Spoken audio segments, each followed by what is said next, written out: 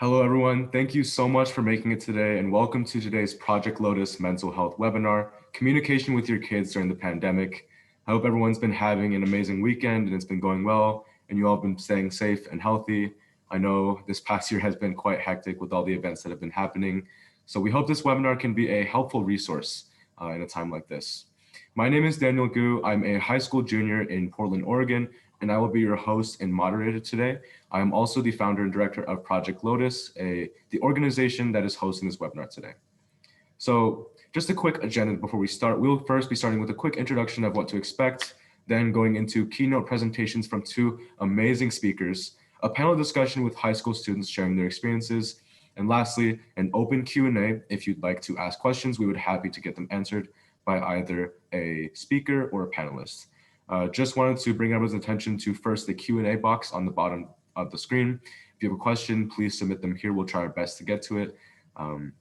As you can see in the chat as well, this will be recorded and be able to view after the webinar. And if that's something you're interested in, we will be providing those recordings afterwards. Next slide, please. So we wanted to host this webinar. As an Asian youth myself, I know firsthand communication with parents can sometimes be challenging, or communication in general with a household. I know oftentimes parents have best interests at heart of their kids, or kids may feel that they're not being heard, and it's just this reciprocal issue. Sometimes I may have small arguments with my parents. I'm a Chinese American student, and sometimes there can be language barriers or cultural differences. And while this is a pretty small thing, I think it highlights a larger topic of communication in Asian households. As I said, oftentimes, especially in family dynamics between parents and kids, parents may have best interests at heart or are trying to get something across to their children, and children may feel the same challenges on their end. Especially in a time like this, youth, and specifically Asian American youth, and their mental health are most vulnerable due to the effects of the pandemic and isolation. And thus, we wanted to present to you this webinar to address these things of mental health and communication. Just a little prefacing of the organization behind this. Project Lotus is a completely youth-run organization. If any Project Lotus members in the background want to turn on the cameras just to say hello quickly. So yes, we are a completely youth-run organization. Everything you're seeing today is put together by youth. So our organization focuses on mental health in the Asian American community.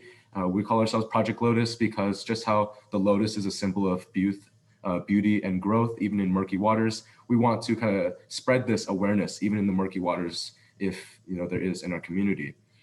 We focus on mental health in the Asian American community through education, resources, and programs. This webinar is just one example of the education we do. It's worth noting that even though we're a youth-led organization, we really try to target the issue holistically. So we work with parent volunteers in the community. We have mental health professionals on our team because we really feel like the mental health of our community is a whole team effort, right? It is not one party to blame, and thus it is a whole team effort to address the challenge. And because of that, if you feel that you could benefit from these resources, or family members, friends, children, youth that could benefit, we have resources on our website. Check out www.theprojectlotus.org or email us if you have questions. And lastly, we also have a community WeChat for anyone to join, for Asian Americans to join. This is just a community for people to be around like-minded individuals. If you'd like to screenshot this now, save it for later or scan it. I'll also be showing this at the end of the webinar. But this is just a place to be around other Asian Americans supporting mental health awareness, and just family dynamics in general. We're also looking, as I mentioned, as an organization that's not just youth-based, to work more with adults and people that aren't our age. So if you are interested in getting involved with our organization, please feel free to reach out to us, check us out on our website or our community WeChat. Next slide, please. So moving on to today's webinar, I am so honored to present to you our two amazing speakers. First, I'm so honored to have speaking for us is Dr. Paul Leung. Dr. Leung graduated from Medical College of Virginia in 1981. He received his psychiatry training at OHSU and joined the faculty in 1985. Dr. Leung is currently professor and medical director of psychiatry, as well as the director of the OHSU Intercultural Psychiatric Program, also known as IPP. Dr. Leung started the mental health clinic at the Asian Health and Service Center in 1985 and has been serving as a provider and medical director until now. Thank you so much, Dr. Leung, for sharing your experience with us today, and I'll now hand it over to you.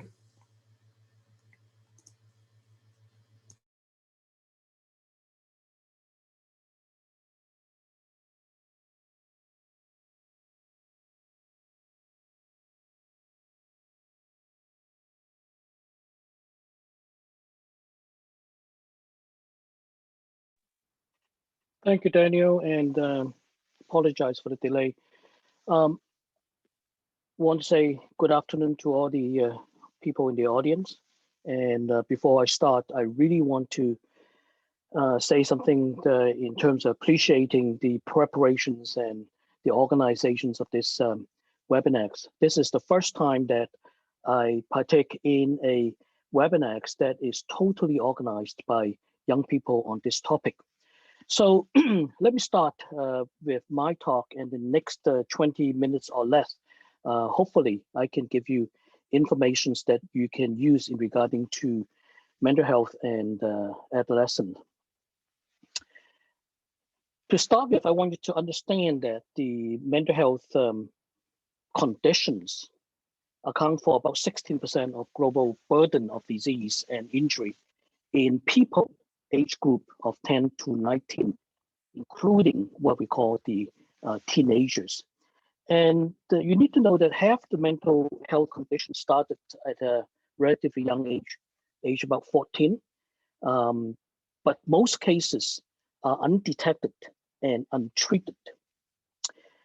Depression is one of the leading cause of illness and disability among adolescents. We know it well. And the other serious conditions is suicide. This is not a topic that we talk about a lot of time in family, but the fact remains that it's the third leading cause of death in the teenager groups. So to give us some idea of how COVID-19 has been affecting older children, we have two studies came out from China, but published in the medical journals in the West. The first one involving a survey of more than 3,500 young children from the age of 7 to 18. And the questionnaires used were about depressions and anxiety. The result indicated that 22.3% of the responder listed depression, anxiety, the two biggest symptoms that they experienced.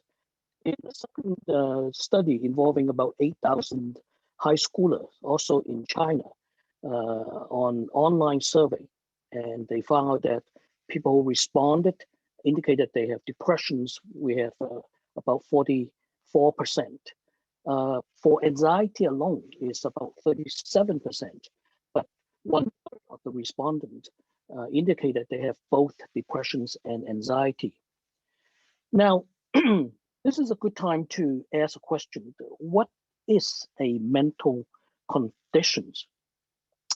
So according to the National Alliance of Mental Illness, NAMI, national organizations in America, it defined mental condition as a health conditions which affect a person's thinking, feeling, behavior, or mood. All right. And some of the commonly known mental conditions that we would be familiar day-to-day wise, depression, either is a major depressions or bipolar, and then anxiety disorder, which include things like OCD, PTSD as a result of trauma, social anxiety, general anxiety disorder, conditions like dementia, which affected mostly elderly people in terms of the deteriorations of their cognitive functions. Drug and alcohol use can be mental conditions. And then there's severe conditions called psychosis. This is also known as a mental conditions. Now, we need to understand that mental conditions, mental illness, they are treatable. And there are many ways to approach the treatment. Counseling being one effective way of handling problems for patients. Changing of one's lifestyle can also help to ease off the mental conditions. And of course, lastly but not the least, we have quite a number of medications to handle mental conditions. You may want to know the risk factors of developing mental conditions. Everything that we talk about in health has a genetic connections. There's no secret to it.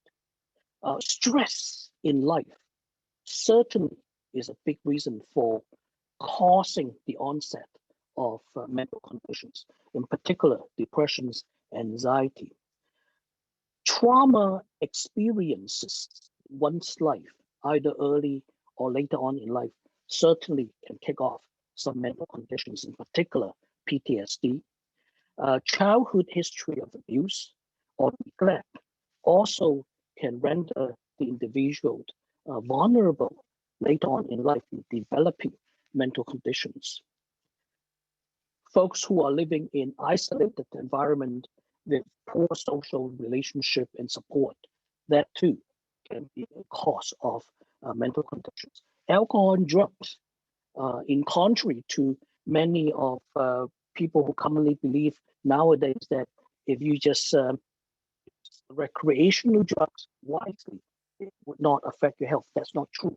We know, as a matter of fact, both alcohol and recreational drugs can cause mental conditions. Last but not least, imbalance chemistry in the brain, we call neurotransmitters, certainly has a big role in causing several mental conditions that we are familiar with. What are the signs and symptoms? What are we looking for, in particular in conditions like depressions and anxiety disorder? I listed out some of the symptoms that we frequently look for when we are concerned about individuals. When it comes to depressions, this is a mood disorder, and this is a topic that we can talk about other time. The feeling of hopelessness, the feeling of worthlessness, and depreciating self-image, losing interest in the common activities in life, feeling tired, having sleep problems, or feeling a lot of anxieties. For some people, they have change in the appetite and weight. Also, uncontrollable emotions, for example, being very temperamental, losing temper easily, getting irritated, agitated easily. And again, for some people in a depressing state, they're looking for means to stop the agony by saying that I don't want to wake up from my sleep, or even to the point of thinking about suicide. So these are the symptoms and signs that we are looking for when we suspect that someone has depressions. Now, anxiety disorder is something that is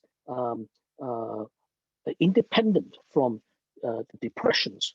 In purely anxiety disorder, we're looking for signs and symptoms like the person getting nervous, restless all the time, and then for no apparent reason, increase of heart rate, breathing, sweating, trembling, all these symptoms.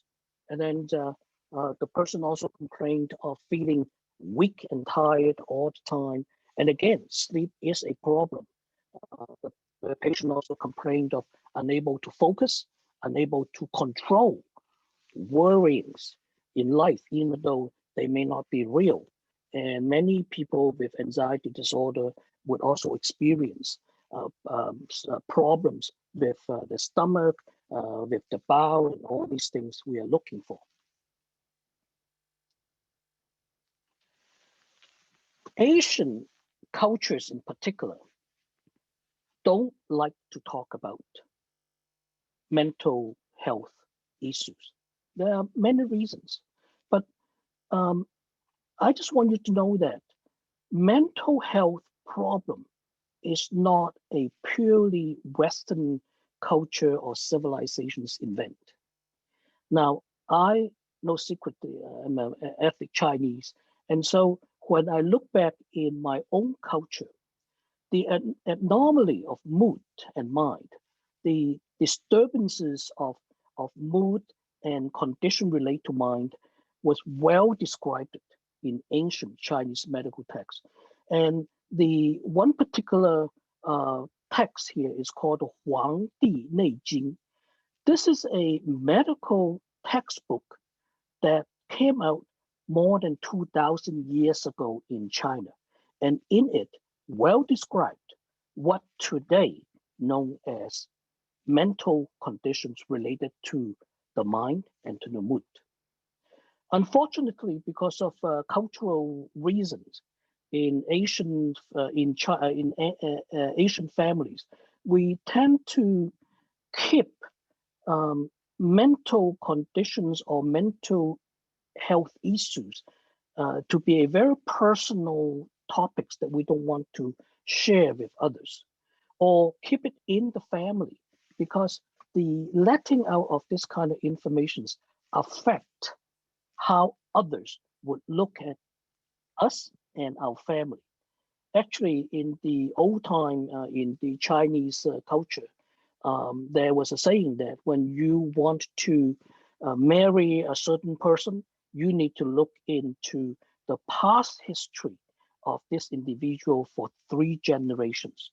Now, maybe back then, one could not really explain why, but I guess by now we understood well the existence of any kind of mental health issues would impede your ability to go into marriage to a different family.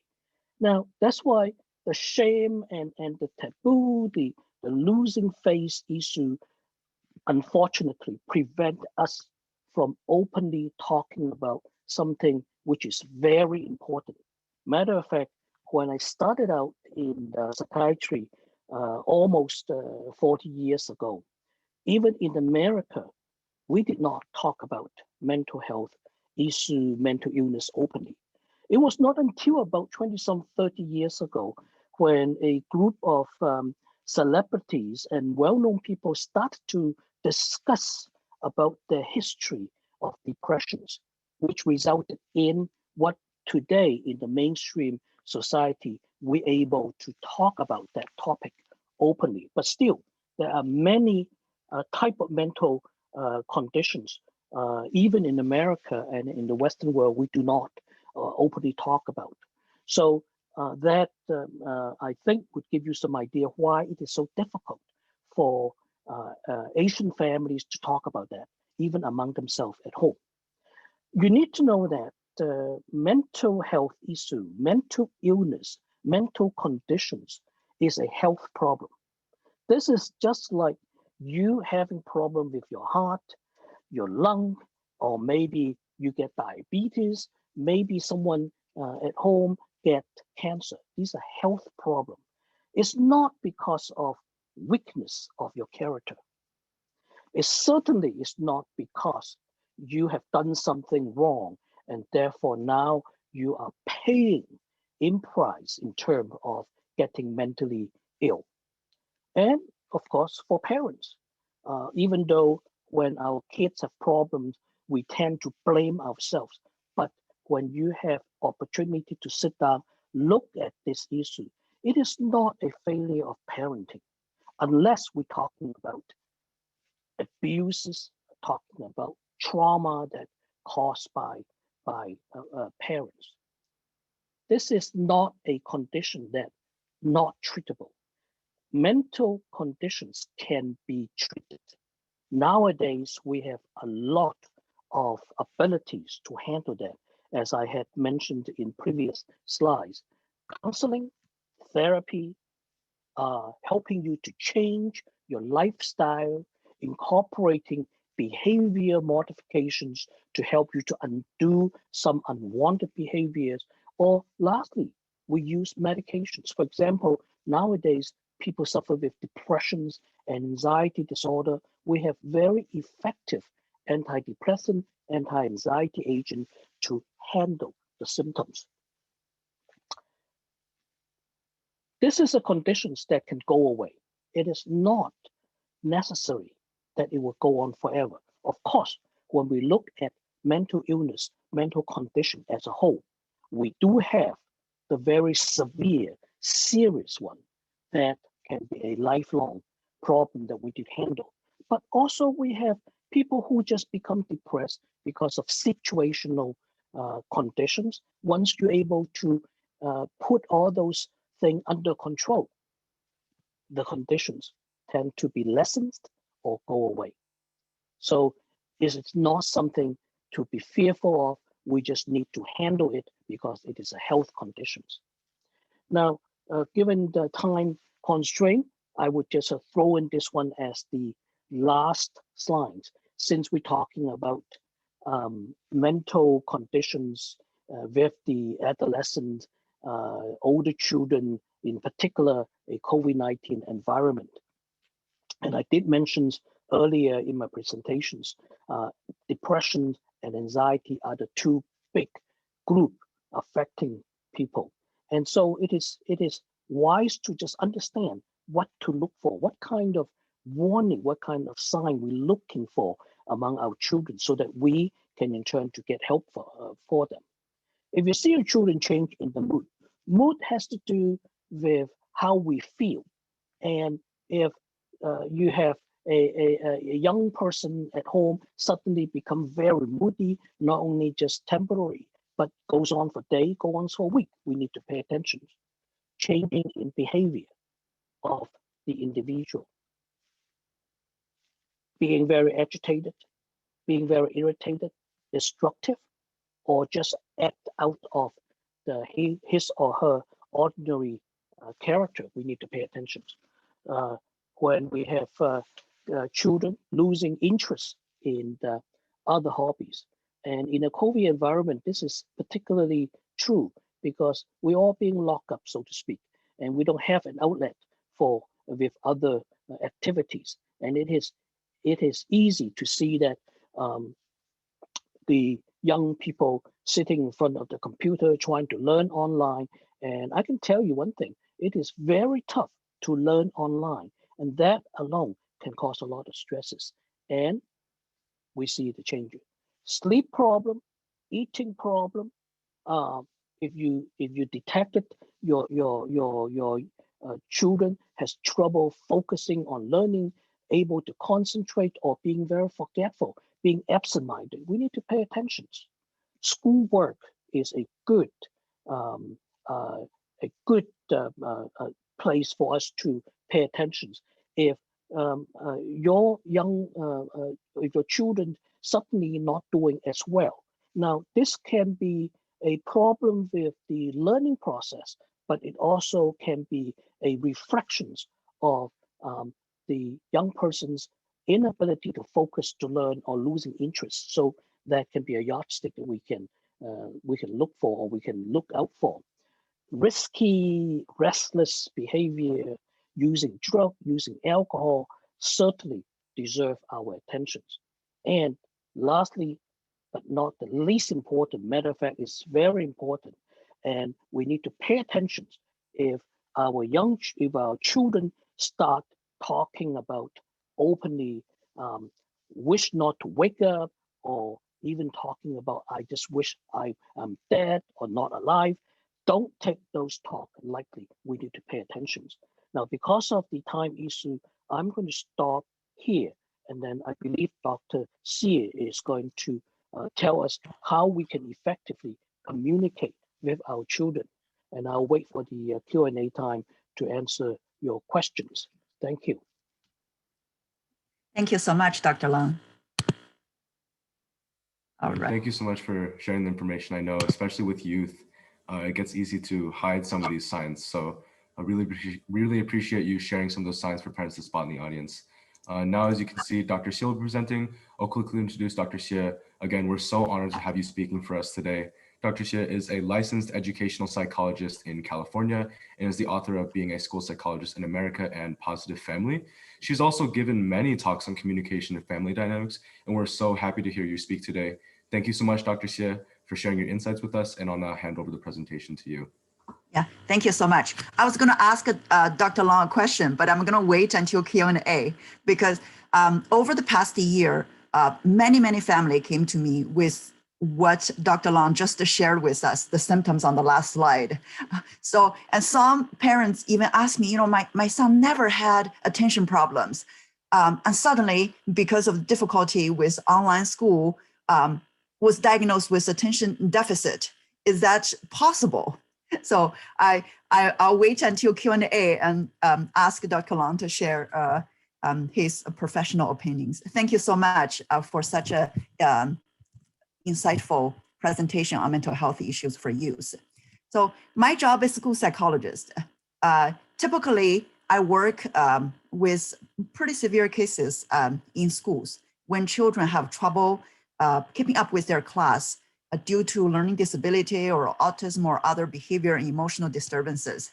But over the past 21 years, I recognize that prevention is what I'm really passionate about. Like Dr. Long mentioned, that suicide actually became the second leading cause of death for youth. It used to be the third, but actually became the second in 2015. The most recent research in 2019 is that 19% of teenagers defined as age 13 to 19 seriously thought about suicide. But the way I look at it, 81% never thought about it. So how to communicate with our children and build up the environmental factors to support their growth so that less children will go into the mood of hopelessness or burdensome, so that they don't see any joy in life. So that's what I'm going to focus on, communication with teens. Well, first of all, I really want to thank all the parents who made it to this afternoon's talk. I want to ask you, over the past month, how satisfied are you with your communication at home? If you can put in the chat box, put in the Q&A, that'll be great. Very dissatisfied, somewhat dissatisfied, neutral, or very satisfied as 5. You can put a number for yourself. Why communication is so important? Because that's what a good relationship is all about. And a good relationship at home is actually the #1 factor behind the resilience. This is by National Association of School Psychologists, my organization. This is actually put out as a handout for parents. How to prevent youth suicide? And resilience #1, and under resilience, that's family relationship. That's the factor. So let me check the chat. I really appreciate those parents who responded. Oh, I guess I couldn't find them. I'll find them out during Q&A time. So thank you so much for those of you who responded. So CDC also noticed that youth who had good relationships, family relationship or a community or peer or with teachers, good relationships are good for their development, reduce their likelihood of risky behaviors, and also boost up their mental health. Like I share with you, 1 out of the 6 factors behind youth suicide is difficult parent-child relationship. So we definitely want, many others we cannot control, whether they're bullied at school or not. We can intervene, but we cannot totally prevent. But this is one factor we can definitely build at home so that we can prevent it from happening. The reason that I picked this topic is because there are so many problems coming up during the pandemic. Many children who actually used to be fine in school, now 24/7 at home, without a good foundation for family relationship, communication became a very big problem. Like this one, 17-year-old senior, just rarely talk with parents, and 10th grader, again, never listens. Many other parents share with me that they're very difficult to communicate with, pretend they didn't listen, impatient, sensitive, irritable, sometimes even aggressive behaviors. Like Dr. Long said, the school closure had huge impact on education. So this is what the students' self-rating. Most of them do not believe that they can learn as well online as in person. And in fall, when the first 2 quarters grades came out, you saw on the media that the percentage of high school students particularly had 1F or more, in many school districts doubled. Very alarming. Very simple. We lose a lot of different modalities of learning. We cannot go to science lab, and Dr. Long mentioned that too. It's very difficult to learn just from online. Many other children, they need the hands-on, they need the face-to-face discussion to engage them. Very difficult to focus and just to comprehend or learn effectively.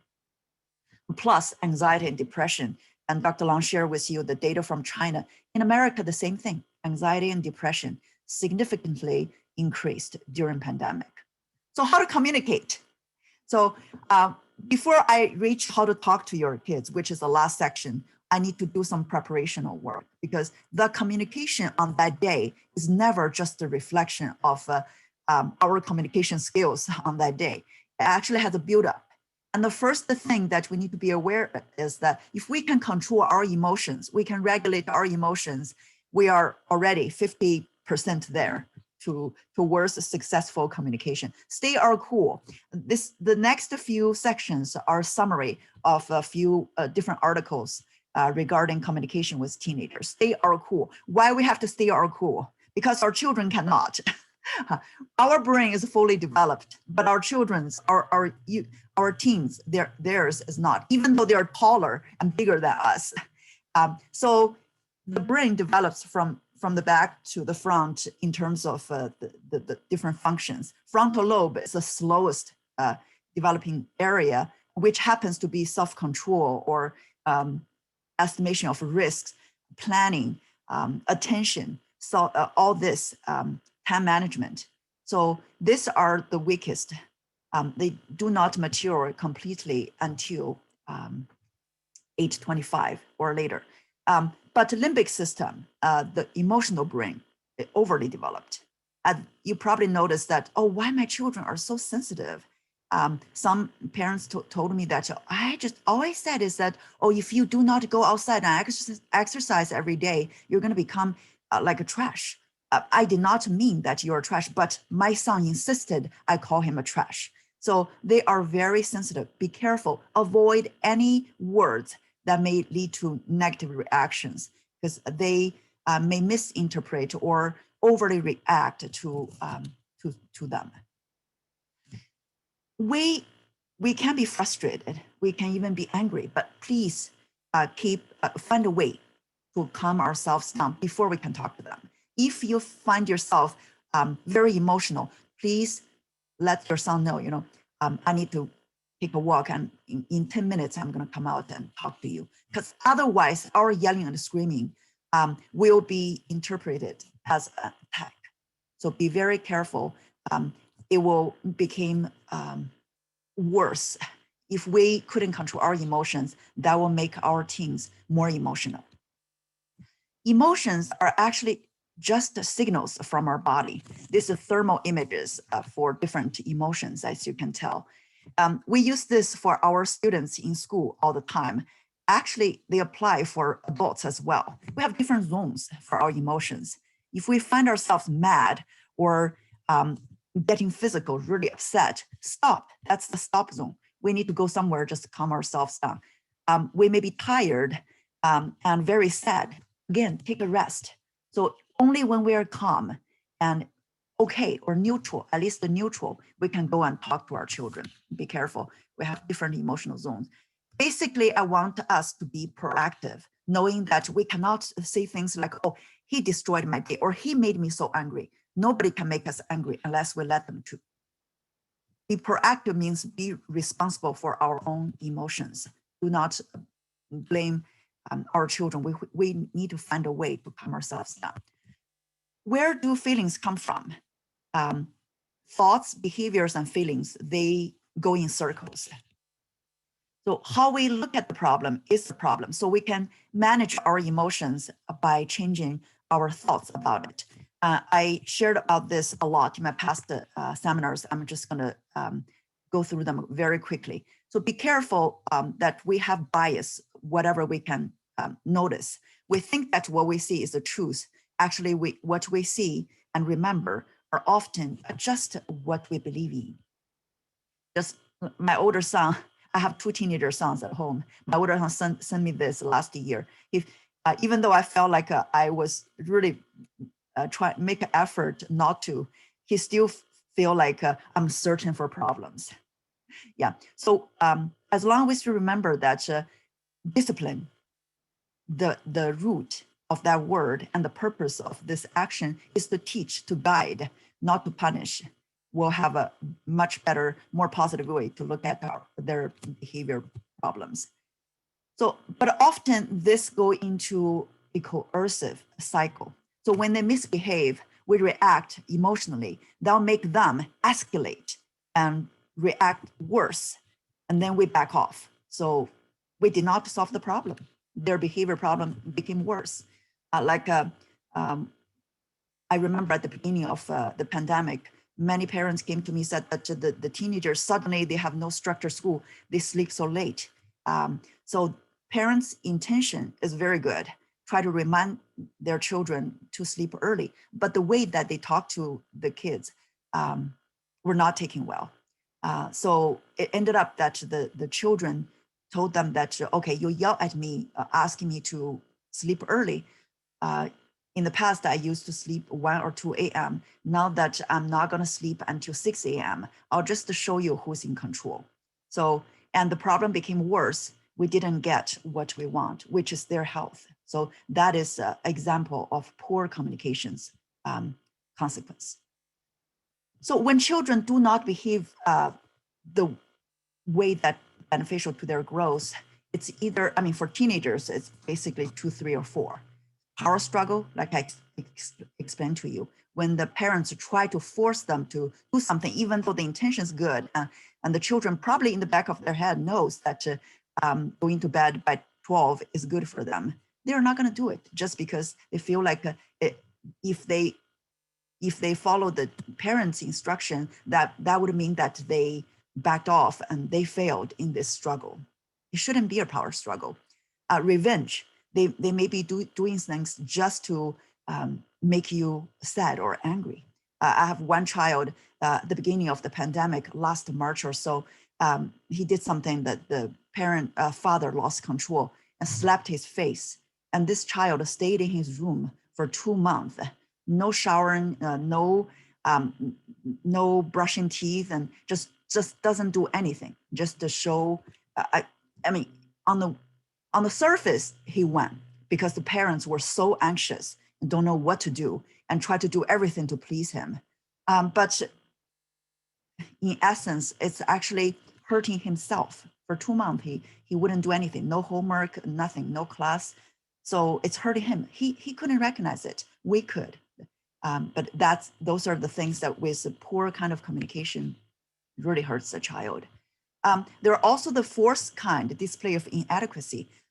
One family came to me and they said that, their son, 10th grade, just told them that, failing grades, wouldn't do homework, so they wouldn't go to class. So the parents asked him to go to class and he'll just say that, I'll be homeless, leave me alone. The reason, the parents said that since he was little, they often tell him, if you do not study well and go to a good college, you're going to be homeless. So they take it to heart. So try to avoid such kind of communication. So good judgment comes from experience, and often experience comes from bad judgment. So they will make mistakes. And if we take their areas that need to be improved into the target that all of us are facing, not just why you did that, we can better help them and we can communicate in a more effective way. We cannot control what they say or do. Often they say things that are really hurtful, but don't take it personally because many of their words come out without filter, but we can control how we react. I really like this slide. When they look like they don't need us, they actually need us the most.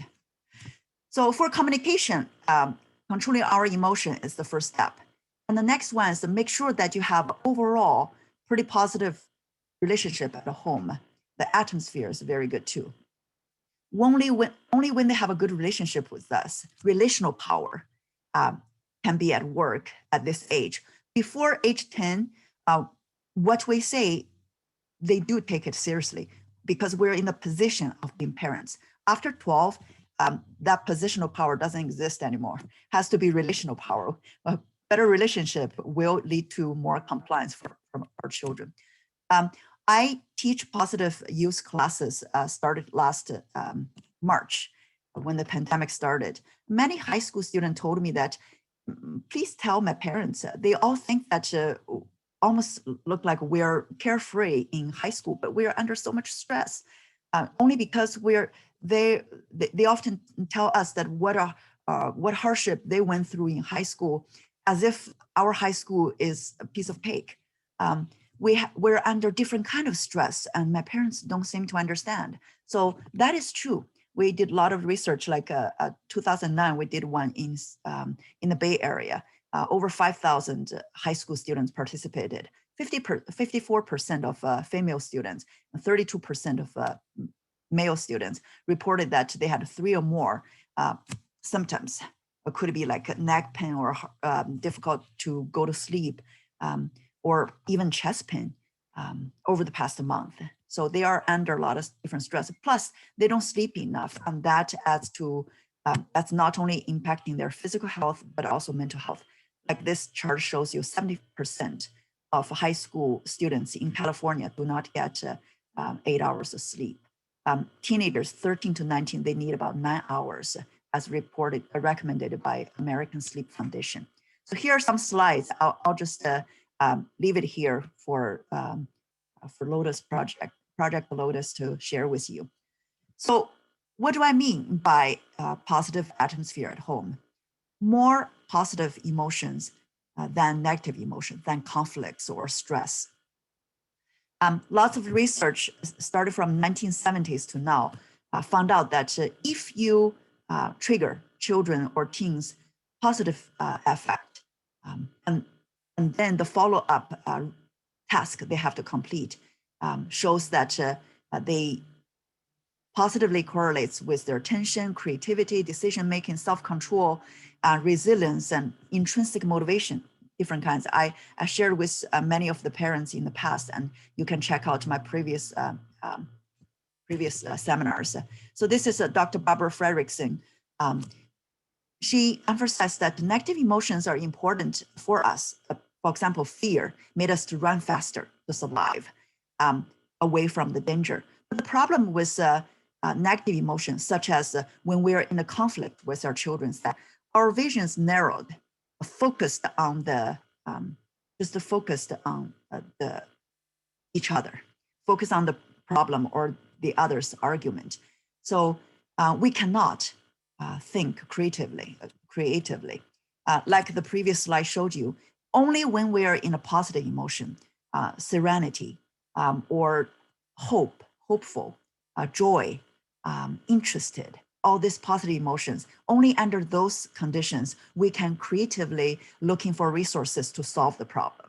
So if you want to help your child to better manage their time or be more resilient or be more respectful, then we have to have a pretty calm atmosphere before we can brainstorm and find a way to resolve the problem. Not when we are arguing. We are not going to find a solution for that problem. So basically, I mean, we are human. We're going to get upset. Me too. Sad. The key is 3 to 1. So positivity ratio. As long as our positive emotions or neutral emotions are 3 times more than our negative emotions, we're in a pretty good atmosphere. Sleep is important. I'm going to leave it here and I share with you that parents, we also need to pay attention to our sleep too. 35% of US adults are not getting the recommended 7 hours of sleep. And we have to control our emotions, and the physiological foundation for that is that we have to sleep enough. We are more irritable if we do not sleep enough. And these are children. 7 out of 10 high school students don't get enough sleep. Also, we have lots of family time under pandemic. Make sure that you do the PDF time. This is recommended by Challenge Success organization at Stanford University. Make sure we have some family time together. And then when the children really need our corrections, what we say seriously, they will take it seriously. If we do not have that foundation and you think that you can get through to your teen, that's going to be very difficult. These are all some recommendations for what teens could do, like responsibilities and help somebody, or so things like that, to make sure that overall they're in a healthy state. And this is another book that you can refer to, 5 Love Languages of Teenagers. Make sure that they feel like they're cared for. Good relationship doesn't mean that we give them everything they want. So a clear boundary is very important at home as well. For communication, that's especially important, because oftentimes conflicts come from unclear boundaries. I asked my high school class a question.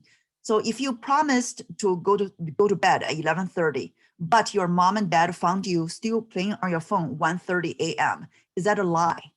And my high school student told me that, no, that's not a lie. I told them I'll go to bed at 11:30. I didn't say that I'll fall asleep in bed at 11:30. So has to be very clear with your teens.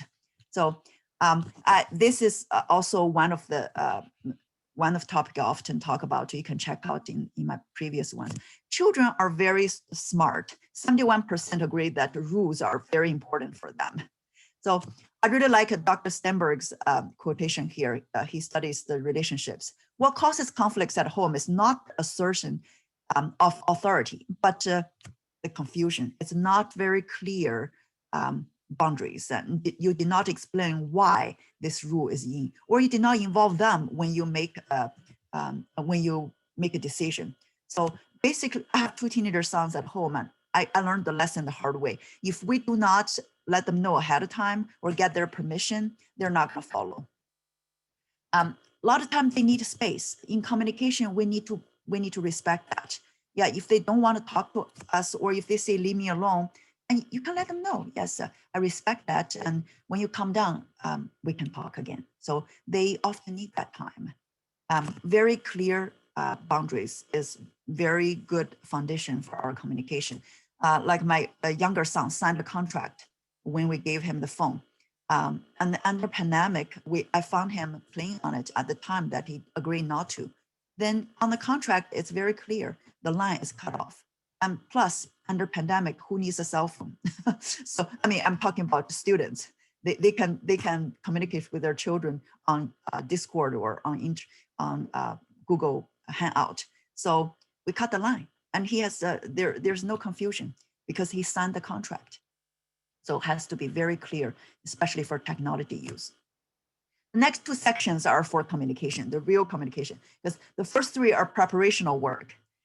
Listen is very important, because just like President Roosevelt told us, people don't care how much you know until they know how much you care. We have to communicate with children. We love them, care.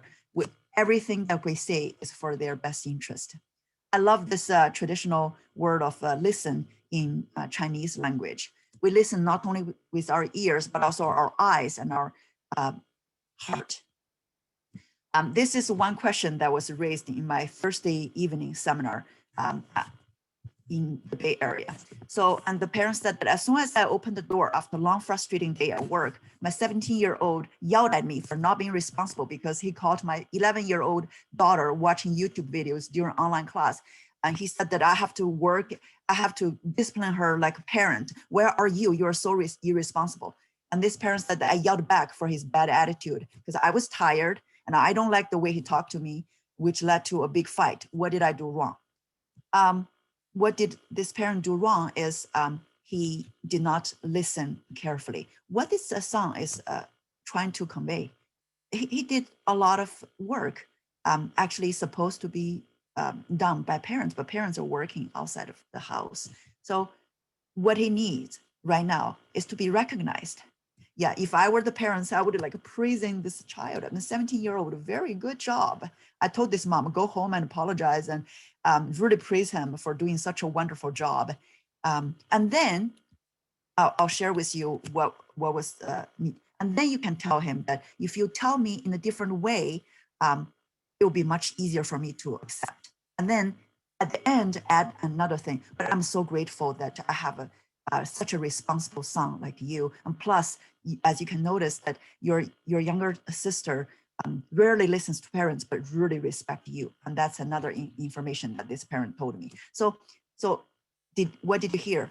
Positive feedback, praise or appreciation, and then advice, and then more appreciation. So this way, this son will not yell. And next time when he has something to communicate, he's gonna be more respectful. That's the goal for our communication. I really like this cartoon. So when children are in a crabby mood, make sure that a lot of times it's asking for recognition or asking for a hug could be. Yeah. So, but often we as parents, we have, we are not aware, but our listening styles are not optimistic. So for example, like self-centered, I'm a mom, I noticed that too. Sometimes my younger son, who's 8th grade, would tell me that, Mom, I'm just coming in for a hug. And you're noticing that, oh, did you shower yesterday? Oh, you need to cut your fingernail. You know, we are not focusing on the moment. We're constantly searching for things that they need to improve on. So be sure that we are looking them in the eye. We're not spacing out.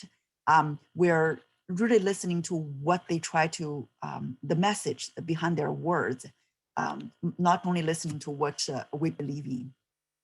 So how to reflectively listen, which is the key is without a rush to judge or give advice. A lot of times they're just looking for someone to talk to. And the 2 slides that I didn't talk about, the CDC recommended how for youth to handle stress. One of that is talk to someone. Paraphrase, make sure that that's the great way to make sure that they know we care about them and they know that we really heard them. That's the key. So we can see things like, oh, you look very tired or you look very angry. What he did must be very upsetting to you. Things like that. Repeat, paraphrase what they shared with you. So that's the best way to let them feel that we are paying attention. We may disagree. A lot of times they're emotional. Oh, that teacher, damn that teacher, you know, very negative. We cannot say that, oh, how can you see that to the teacher? You know, teacher has 30 students, you know, so that cut off the path of communication. We can disagree, but you cannot deny that's how he or she is feeling right there. So we need to connect with them before we can offer any kind of feedback or advice. So the last part is how to talk so teens will listen.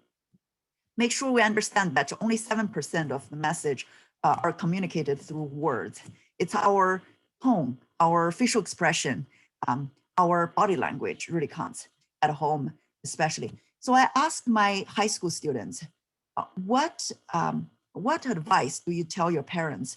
What should they do differently so that what they said can be accepted by you more easily?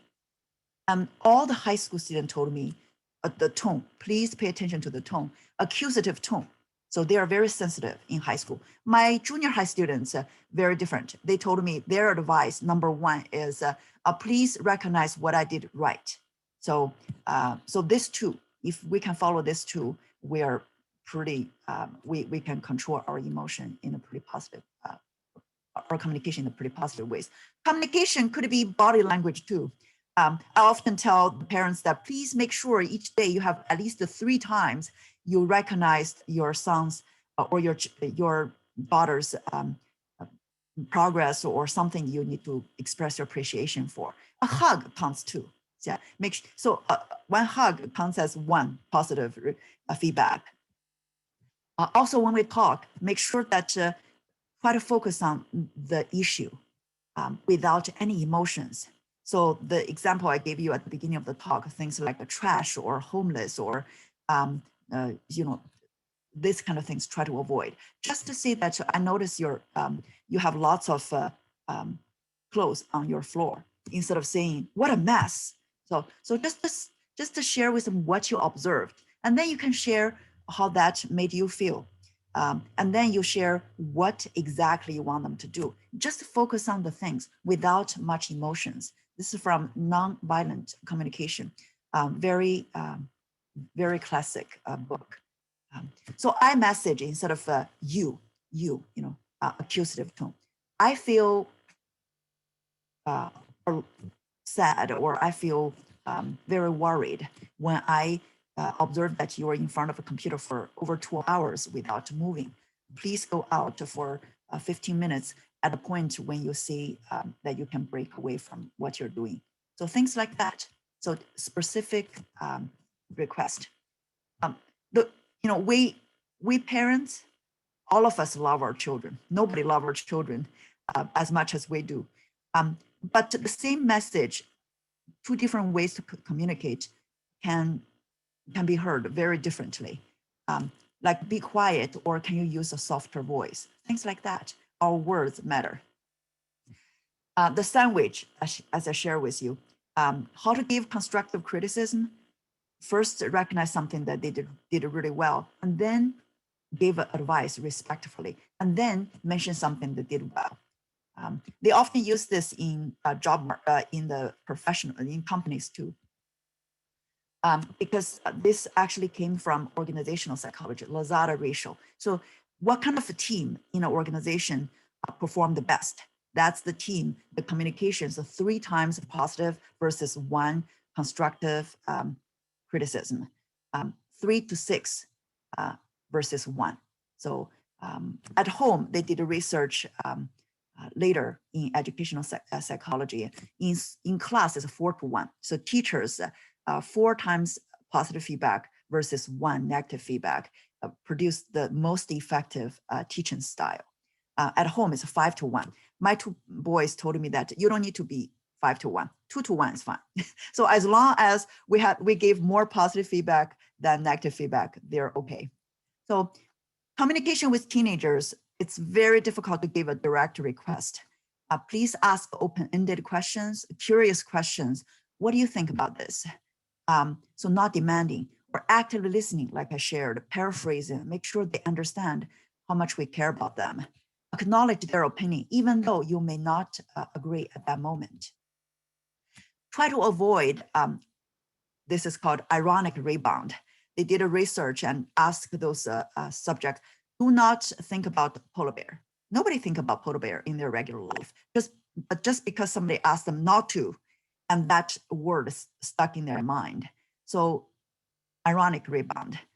Please refer to The Willpower Instinct by Kelly McGonigal for this. It's a very good book, actually a very good book for your children too. Basically talks about self-control. So in real life, why I mentioned this, because when we communicate, we often say things repeatedly, like don't play video games and don't play so much video games. So that actually became a reinforcement. So instead of saying that, try to say things, what you think they can do. It's time to go walk the dog, or it's your turn to wash the dishes.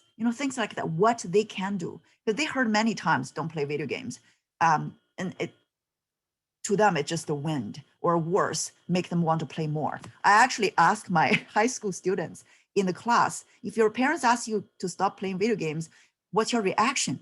All of the boys said that play more. So that's not what we want to hear. So we need to find a way to avoid this trap. Also, a few tips based on the summary of those articles I mentioned to you. Give advance notice. Never suddenly tell them a rule. That will only make them explosive. Avoid the times when they first got up, when they're hungry, tired, or engaged in other things, such as when they're playing video games. Do not talk to them. That only make them angry. Also, try I noticed this too, and when I saw this in the article, I felt like, oh, that is so true. Because, for example, they don't like to be talked to.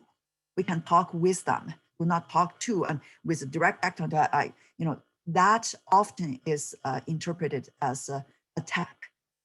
So, for example, my younger son often asks me, "Oh, Mom, do you want to play ping pong?" I know that he has something to talk to me, because when we play ping pong, we're not looking at each other straight, and that's less threat to them. Walking side by side or driving in a car, again, doing something together, hiking or cooking together. So all those are great times to talk with them. They're more likely to listen to you. Here are some suggestions and summarized from how to talk to the teens to this book, and you can refer to. We don't have time to go through in details. So the level of communication is different. I often say the defensive type, that when we recognize that the teens, our children need to make some corrections, the way will lead to defensiveness. And when we are criticized, that's our natural way to protect us from being hurt or feeling bad. So we get defensive and we try to attack you back. So hopefully we can at least get to respectful. So if we can follow those tips and also do the preparational work, make sure that you have a good atmosphere at home, you're already there. And then the highest level of communication, synergize. What does that mean? That means that we all have our differences. It's not your way or my way. There is a higher way that we can find. So we define the problem. We share, we ask for your opinion, and I'll share mine. And then we brainstorm, is there any way to solve this? Such as you notice that your son play video games during class time. Talk to them. If we get upset right away, there's no way to resolve this problem. Talk to them to say that I noticed that you were doing this. Can you share with me, was that because the class is too easy or too difficult, or there's something urgent in the game group that you really have to take care of? You ask them respectfully. And that's the foundation to find a way to solve the problem. This slide is also here, basically summarized what we shared. So show respect is the foundation for communication. And Dr. Lang already shared a lot about mental health. I just want to share with you that this is a definition by WHO I really use a lot in my seminars. It is actually realize, you look at it, it sounds like my definition of success for my child, for raising my children, to realize their own ability to cope with normal stress of life, to work productively and fruitfully, and is able to make a contribution to the community. So, but the pandemic is not normal. It's very abnormal. They're under a lot of stress, and so are we. So please take good care of yourself so that we can better care for our children. Yeah. So here are some slides too for your reference. I'll send to Daniel later. So thank you very much for your time.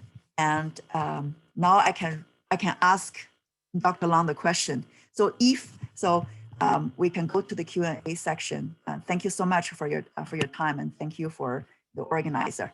So I really want Dr. Lang's opinion on this. If a child had no difficulty with attention prior to the pandemic, and suddenly was that because of the difficulty focusing on online schools, and diagnosed with attention deficit, is that even possible? My understanding is that the diagnostic criteria for ADHD, the symptoms have to show up before age 7.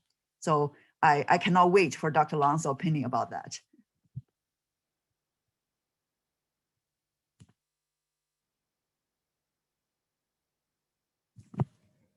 Thank you so much, Dr. Xie, for sharing. I'd love to hear Dr. Young's opinion too. We quickly have a panelist discussion to get to, and then a quick message to every attendee. If you have a question, I see there's already a few in the chat actually as well. Feel free to send those over. But yeah, so we'll be going over quickly. Oh, and of course, thank you so much, Dr. Xie, for sharing. I know I'm not a parent myself, but the information is amazing to hear. And especially with children in the pandemic in this situation, I think that information is definitely good for the dynamic for a positive family. So just quickly, we're going to go through some 3 panelists, some high schoolers to share their experiences. And after this, we'll go to our Q&A. First up is Finley Fujimura. Finley is a high school junior at Westview High School, located in Portland, Oregon. And he's eager to share his experiences being part of a multicultural household, as he is half French and half Japanese Asian American. Next is Melissa Yu. Melissa is a high school senior from Columbus, Ohio, and she looks forward to sharing her experience to destigmatize the conversation around mental health. And lastly, we have Karina Tumwu. Karina is a high school junior at McNeil, and she's also excited to share experience as a first-generation Indonesian American. So panelists, if you'd like to turn on your cameras, we'll have your stories shared to all the attendees here. All right, so the first general question I want to ask is just, what are your experiences with mental health? I know in the context of this webinar, it's a lot about parenting and dynamics with the family, but if you could share a quick overview of your mental health experiences, that'd be great. Hey, so I'll go first. My name's Finley, or I go by Finn, and I guess I'll just jump right into it.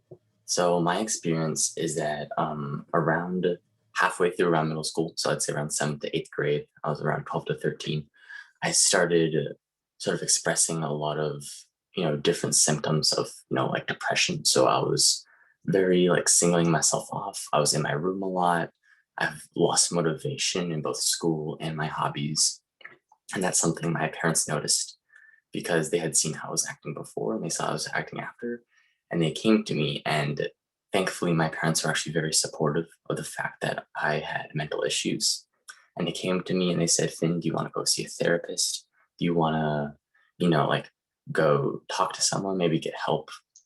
But unfortunately, at the time, I refused. Because the fact that my mental health was deteriorating and I really did have depression, that was my biggest embarrassment.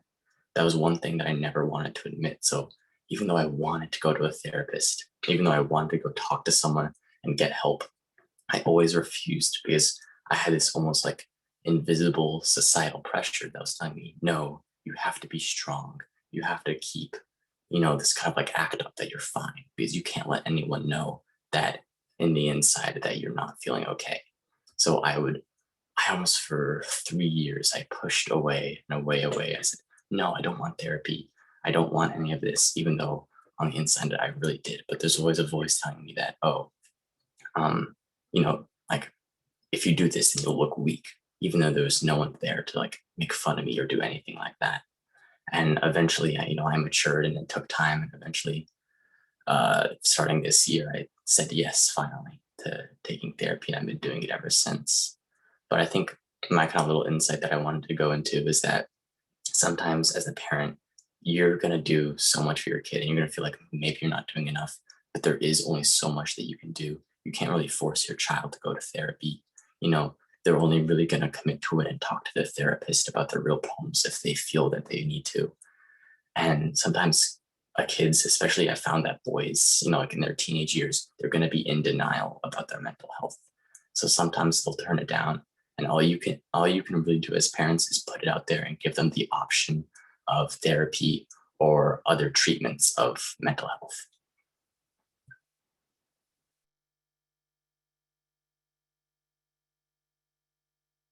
Thank you so much for sharing. Would the next two panelists like to share their story? Yeah, sure, I can go. So my story with mental health is ever since elementary school, I knew that I felt different than my peers. Like Finn said, like I felt symptoms of depression. And I never really knew what depression was because mental health was never a discussion in my first generation. My parents are immigrants and I'm a first generation American. So mental health was never a conversation that was brought up. And eventually in middle school, I told my parents that I believed to have depression and that I wanted to seek help. And they were kind of unreceptive to my requests because they didn't really believe that mental health was a legitimate health concern. And they just thought I was going through my teenage years. They didn't really take me too seriously, which in turn affected my mental health even more. Just the fact that my parents didn't believe me and that nobody supported me in my process, and just like going through the effort of actually telling someone was extremely hard for me. So I think that affected my mental health, like I said, even more. However, in high school, my parents started noticing that my grades were slipping, and they started noticing I was acting different. And so they finally decided to let me seek help. And that's when I began seeing a therapist and taking medication. And that's when the conversation of mental health opened up within my family. I will say my parents are still somewhat uncomfortable with talking about mental health, and it's not a topic that is openly discussed. But I think the fact that my parents eventually let me seek help was really beneficial just with my struggle with mental health. Thank you so much for sharing. Karina, would you like to share your story? Yeah, so I used to live in Portland, Oregon, and then in elementary school, I moved to Austin, Texas.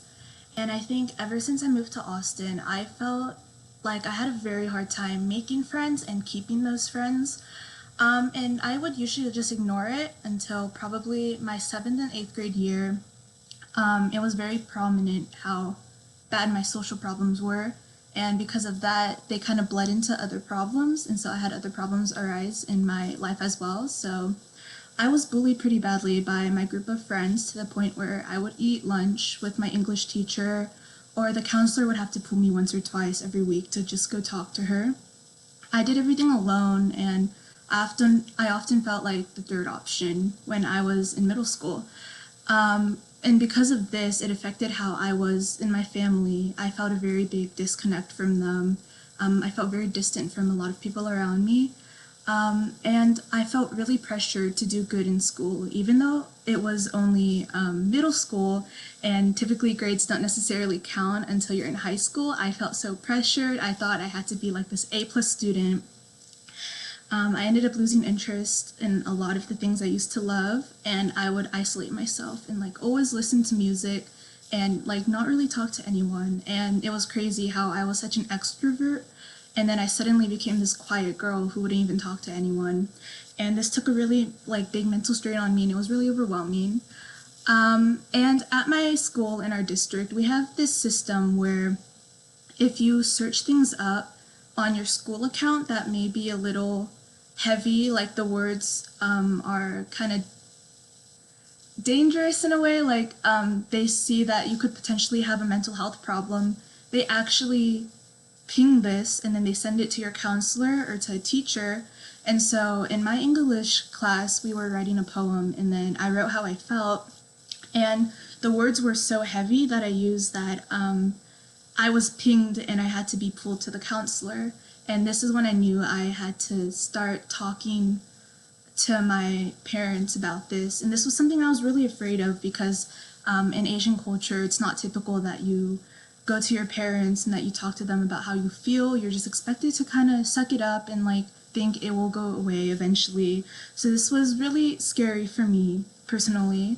And so around this time, actually, in 2018, I told my parents. It was really random, out of the blue. I just told them, like, I think I need help, like, I'm really sad. And then I told them everything. And it was scary for me because when I was younger, I thought getting help meant that you were sick. I didn't want to bring my family shame because I thought seeing a therapist, you would just be looked down so badly upon. But I was completely wrong. They were obviously shocked at first because it was really random.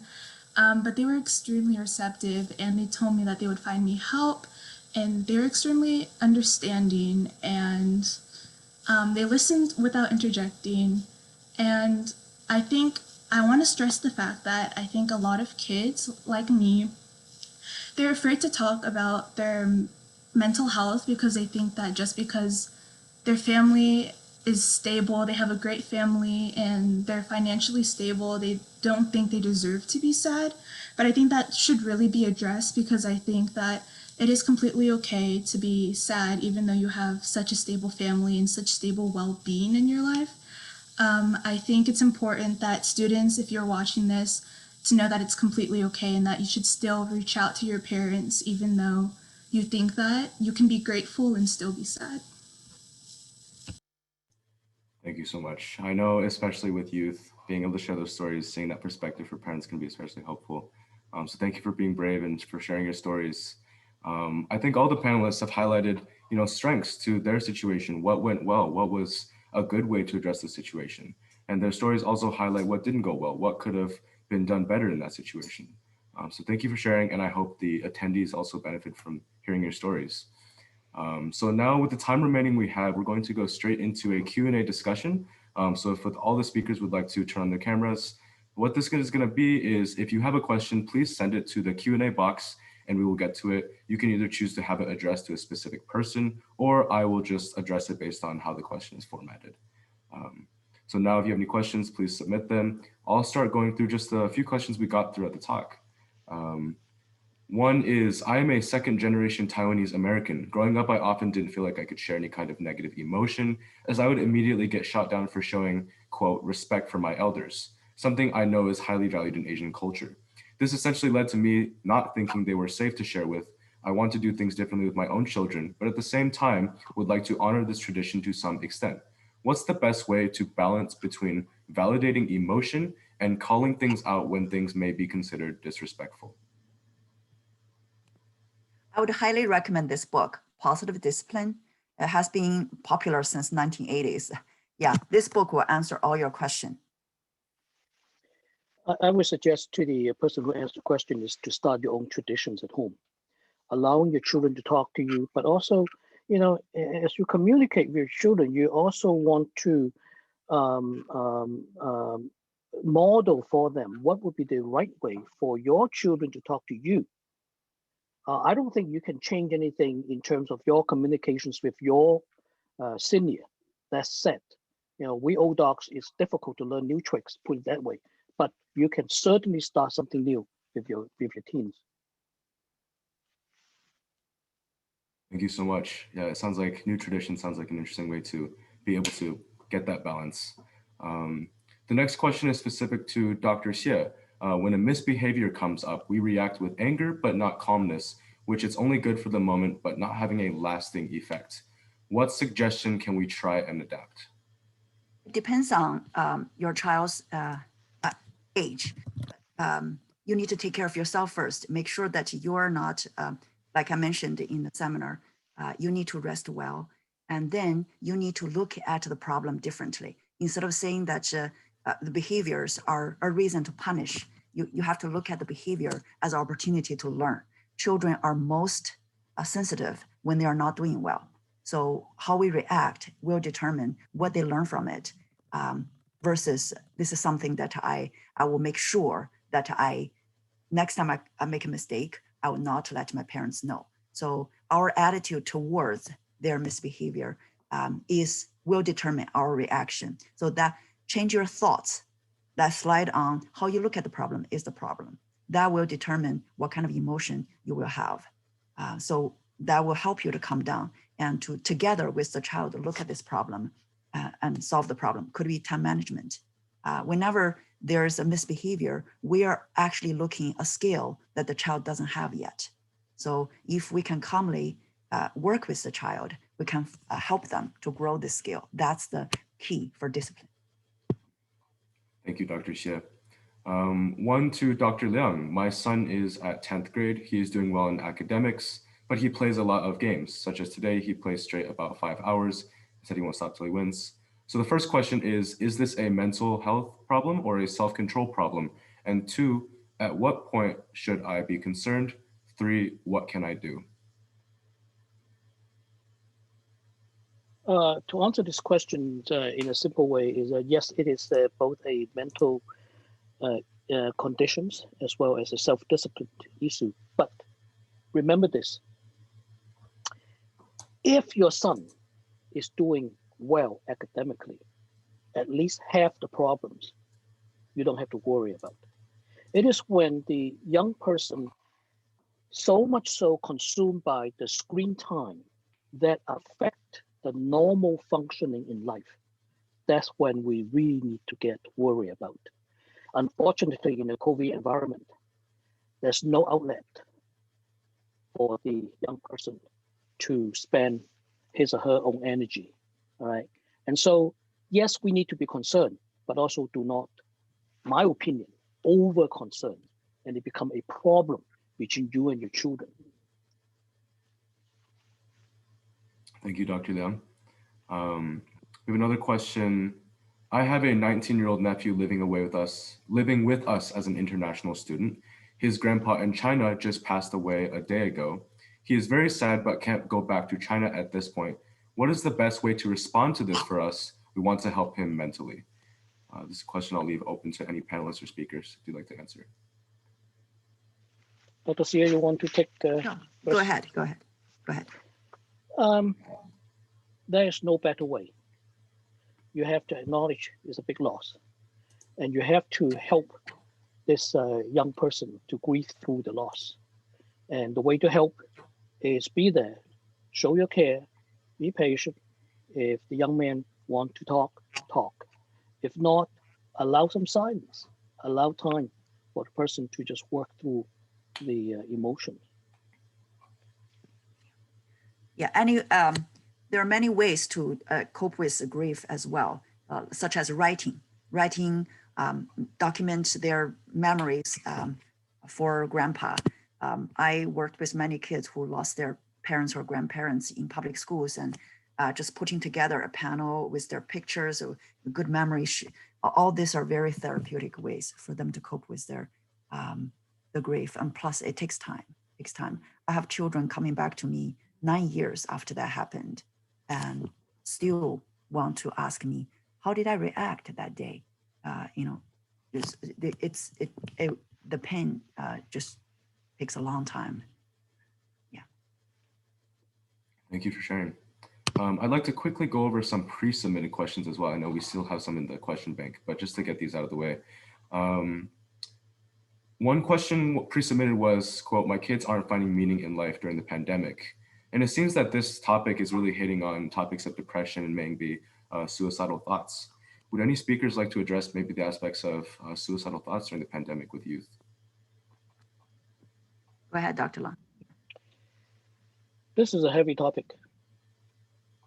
This is a topic that we never should even value it.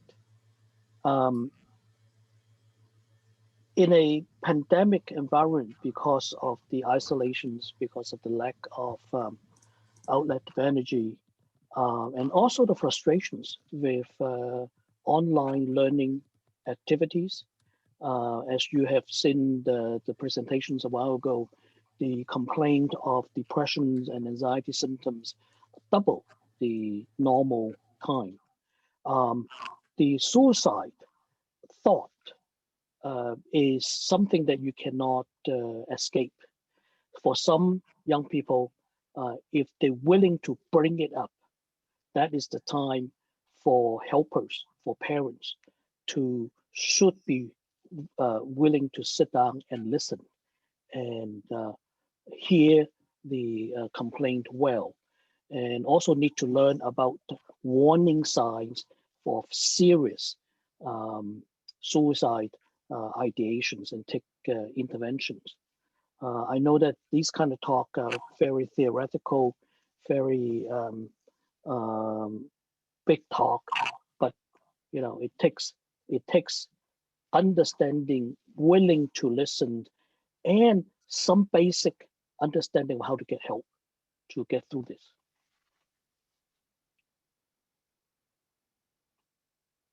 Dr. Sia, will you please add anything on your end?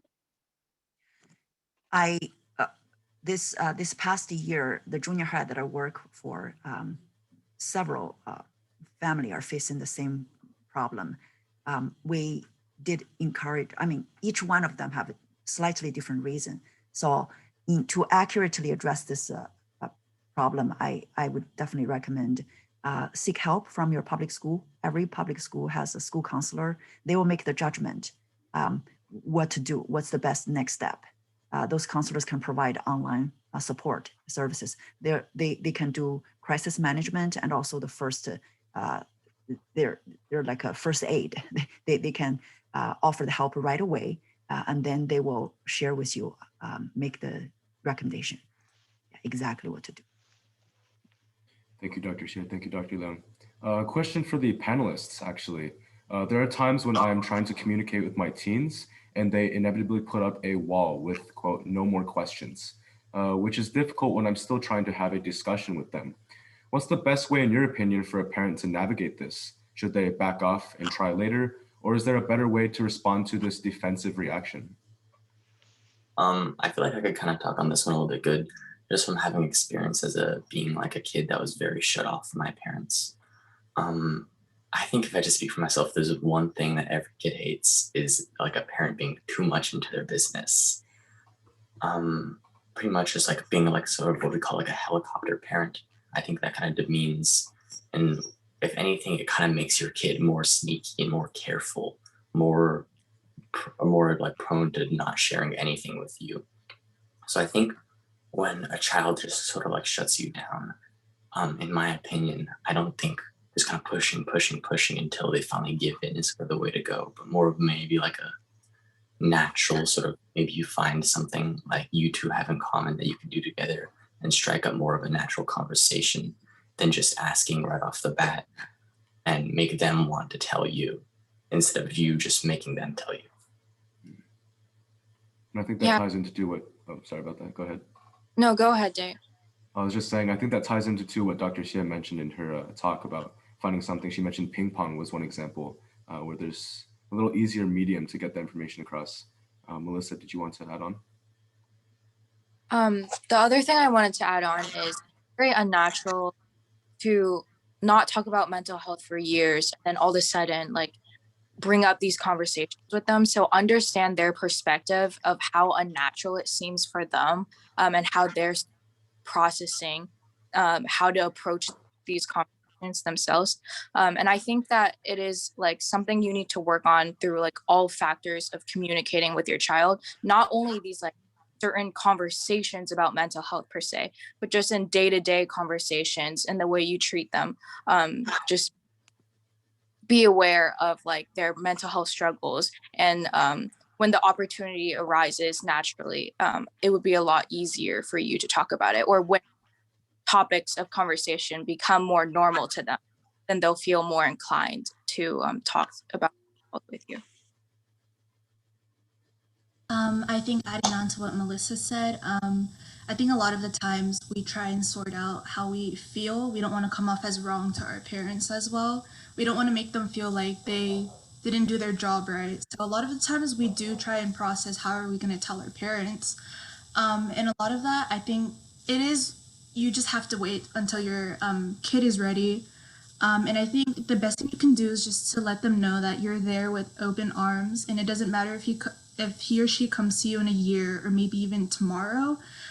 Just know that you will always be open to talk, because I think a lot of kids are afraid that when they are ready, it seems like it's too far from when you guys last had a talk, and then they kind of put up like students or kids think that parents put up a wall, like I'm no longer available for you to talk to me about. I think it's important that you let them know that you're always open, there's no wall in between you guys. And I think it's important to know that a lot of students are afraid of talking to their family about this because they don't want their family to see them in a different way. So if your child does want to, and they have a very trustworthy adult, like me, I was scared to talk to my parents, so I did have a teacher I talked to a lot of the times. If that's more comfortable for your kid, I think I definitely recommend that for your kid. And then once he knows how it kind of is like talking to another adult, they can come and approach you. Thank you, panelists. It looks like we're coming up close to the end of the webinar, so I'll take a few more questions. So one is from an anonymous attendee that seems to be a follow-up to a previous answer. I'm not sure which one it connects to, but I do think this is a good thing to address for Dr. Liang and Dr. Xie. They said, referring to, I believe a girl said feels tired, no good sleeping, and said that she is very depressed. Should I take her to see a psychologist? Dr. Xie? Dr. Liang earlier mentioned it's similar to the question on the video games. If a child is playing 5 hours a day, which actually meets part of the criteria for game addiction. Game addiction is 3 hours or more per day, but not affecting the learning. So again, a negative impact on normal life activities such as studies or work. That's another diagnostic criteria. So that's why Dr. Long said that, oh, it's actually, because his grades are still up. So technically we cannot diagnose this child with addiction. So the same with this child. How's her life being impacted? Whether the grades are dropping, or how are the relationships with with previous friends? How about activities? So there are a list of symptoms we need to go through, like difficulty getting up for class, difficulty completing homework assignments, things like that, or losing interest in things that he used to be passionate about. So all this should be looked at. And one of the good places to start, of course, is the pediatricians that take care of the young person to start with.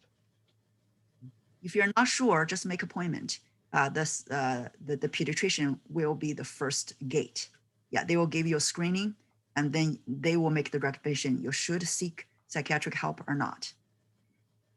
So it seems like from the speakers, the common theme is, yes, seeking professional help is definitely an option to take. It's definitely a good option to take, and to see where to move from there. This is also a good question. How could I help my 12-year-old girl with depression signs during the pandemic time? I think this fits nice with our topic today. It seems that she lost interest in almost everything these days. She does not want to go to a therapist. I think that's an interesting point, is youth not wanting to seek help. What can we do in that situation? Go ahead, Dr. Long. You also need to know more beyond just feeling depressed. And you need to see any other problems. As I said, if you detected signs or symptoms from your teens to the point that he or she cannot live a normal life, that's time to get help.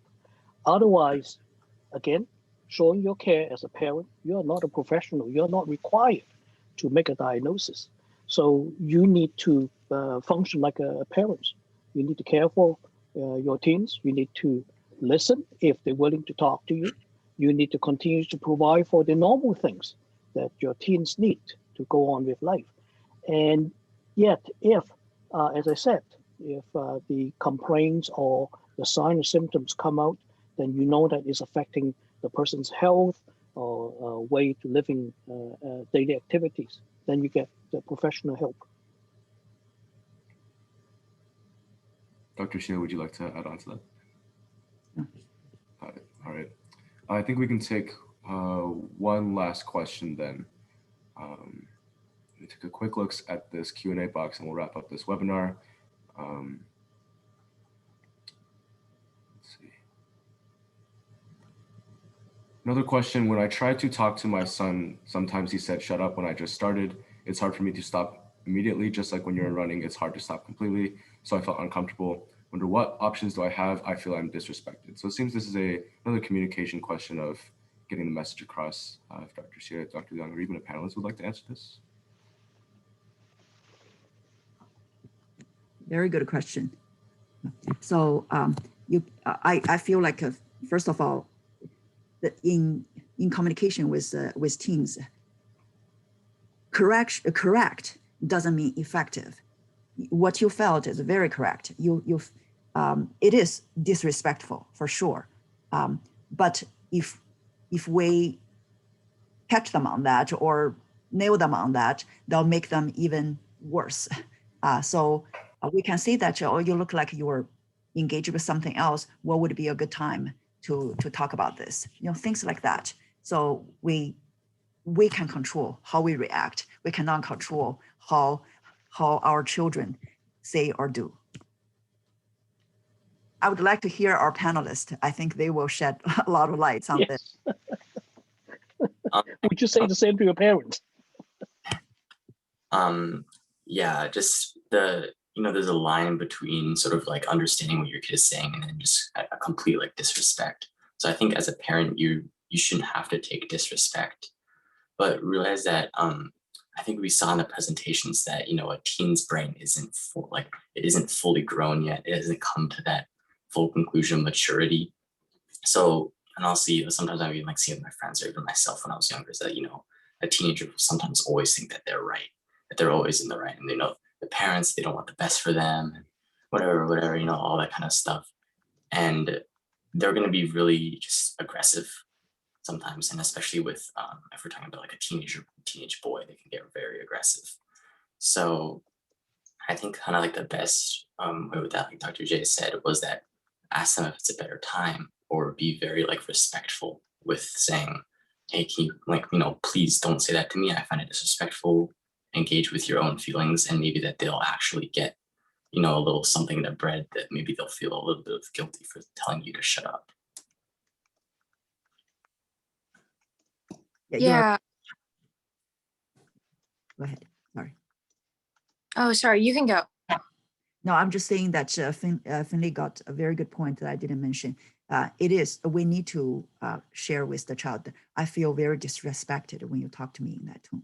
Yeah, we do need to share that. I will say that when I was very depressed, especially in middle school, and I felt like parents were contributing to the problem as well.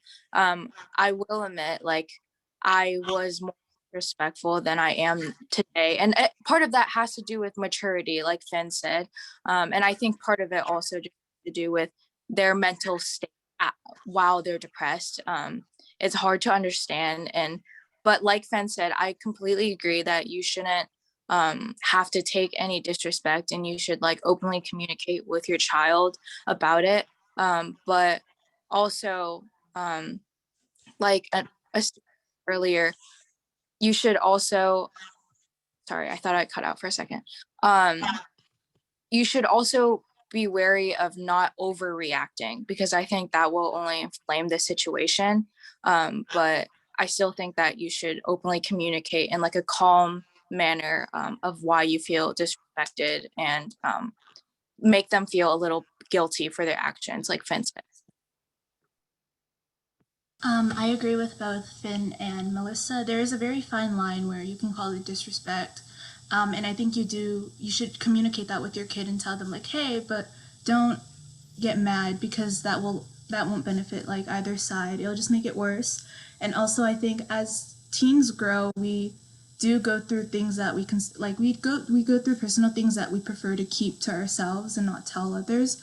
So a lot of the times when we lash back out to our parents, it's not because we're mad at you or anything. It's because there's also other things that are going in our lives that we're trying to figure out on our own, but it just kind of gets in the way of how we react. Thank you so much, speakers and panelists, for sharing. So it looks like we're a little bit over the end of the webinar, so we'd like to, I think we can formally conclude the webinar here. I really apologize to anyone's questions we did not get to. This was a very, go ahead. So Daniel, can I quickly answer one question? I think that one mom had a question at 4:26, and it was a very good question. So if children request 5 for daughter and 8 hours of computer games per week, is that a reasonable request? Yes, it is very reasonable. As I share with you, the criteria for game addictions are 3 hours per day. So that's very reasonable. So if they can keep it under 1 to 2 hours per day, 1 to 2 hours per day, under that range, they're fine. Especially 1 hour per day, it's no problem at all.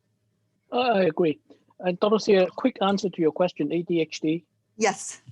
Go to DSM-5 criteria. What is it? Go to DSM-5 criteria. I know the criteria says that the symptoms have to show up before age 7. Right. So it may not be valid to make the diagnosis. I know. At this stage. Thank you so much. That's why it confused me. I said, how could the psychiatrist make that diagnosis when the child had no prior symptoms?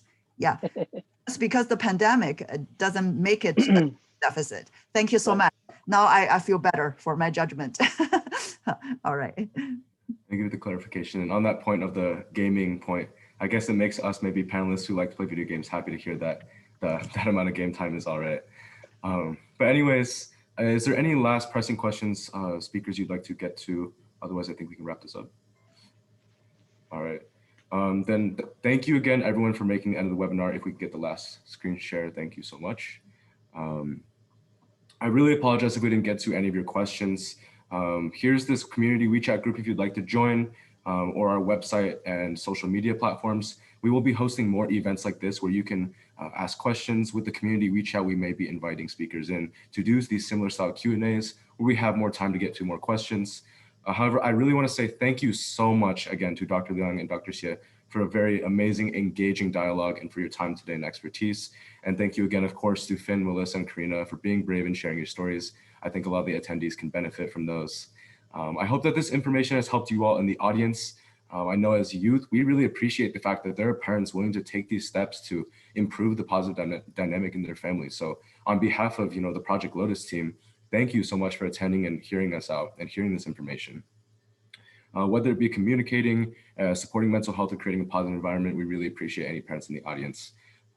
Again, here's the WeChat code if you're interested, and please visit our website if you're interested in more events like this. You can also find information for these types of events in the community WeChat. This is a question I think is actually important to address. Can we get recordings after the webinar? Yes. So this entire webinar will be recorded. I know for some speakers, for Dr. Leung, Dr. Xie, some of those slides we had to go through pretty quickly. This recording will be available both on our website, www.theprojectlotus.org. We will also be sending it out to every single registrant who registered. So you will get that in your inbox from the same email if you received the email invitation from us. So you'll get that recording. It'll also be on YouTube and our website. So yes, this will be completely available to everyone. So thank you everyone again so much for attending, and I hope you have a good evening. And if you'd like to get involved or check out more of our information, please take a look at these links. I hope you all have a great evening, and thank you so much.